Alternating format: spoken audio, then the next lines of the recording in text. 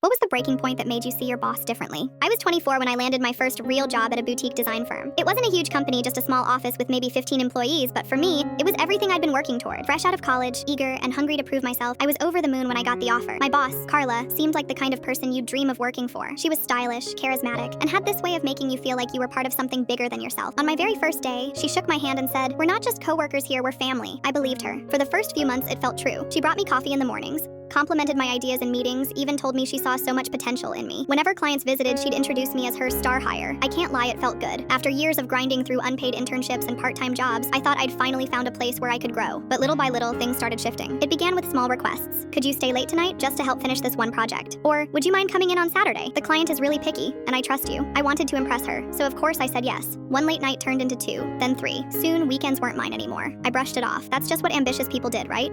Then came the personal favors. Can you pick up my dry cleaning on your way in? I left my charger at home, could you grab one for me? I'm short on cash this week, can you spot me until payday? She framed it as trust, as if I was so special she could rely on me in ways she couldn't rely on anyone else. And honestly, I felt flattered. I told myself, this means she values me. The real turning point came with the Peterson account. It was a huge client, basically the kind of deal that could double the firm's revenue for the year. Carla pulled me into her office one afternoon, closed the door and said, "If you can land this, I promise you a promotion. Senior designer, your own office, raise, everything. You're ready." I worked harder than I ever had in my life. Late nights turned into early mornings. I skipped meals, missed family birthdays, and practically lived in the office. I put together presentations, mock-ups, entire campaign pitches. I met with the Petersons personally, built rapport, answered every email within minutes. When they finally signed the contract, it felt like the biggest accomplishment of my career. I walked into the office that morning practically glowing. That afternoon, Carla gathered everyone in the conference room. There was champagne, snacks, even balloons. She gave a big speech about how much this account meant for the company, and then she said it. "I'm so proud of the work I did to bring the Petersons on board. This was months in the making, and I'm thrilled to see my efforts pay off." My heart sank. She didn't mention my name once. Not once. I looked around the room waiting for someone to say something, but everyone just clapped. I felt invisible. I told myself maybe she'd pull me aside later and give me credit privately. But instead, the very next week, she called me into her office with a huge smile. "I have good news," she said. "We're promoting someone to senior designer." My heart raced. This was it. It's going to be Emily. Emily, her niece, the one who'd been hired 2 weeks earlier straight out of college. I couldn't even speak. I just sat there staring at her. Carla's expression didn't change. She acted like nothing was wrong, like she hadn't just stabbed me in the back. "Don't worry," she added. "Your time will come. Keep proving yourself." I walked out of her office that day and locked myself in the bathroom. I sat on the floor, head in my hands, shaking. That was the moment it all hit me. Carla didn't see me as family. She didn't care about my growth, my career, or my sacrifices. I was just free labor she could drain dry and discard when it suited her. I lasted another month before I quit. No dramatic exit, no screaming match, just a quiet letter of resignation and a promise to myself that I'd never let someone exploit me like that again. That was the day I learned an important truth. Some bosses don't want to see you succeed. They just want to use you until you have nothing left to give.